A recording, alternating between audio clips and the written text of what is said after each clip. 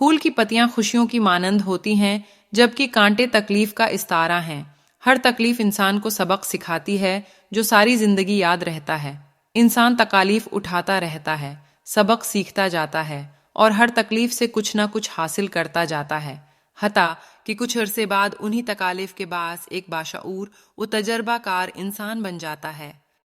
جبکہ خوشیاں خوخلی ہوتی ہیں، یہ انسان کو کچھ نہیں دیتیں، بلکہ اگر انسان کا خود پر قابو نہ ہو، مناسب رہنمائی اسے میسر نہ ہو تو خوشیاں انسان کو گمراہ بھی کر جاتی ہیں۔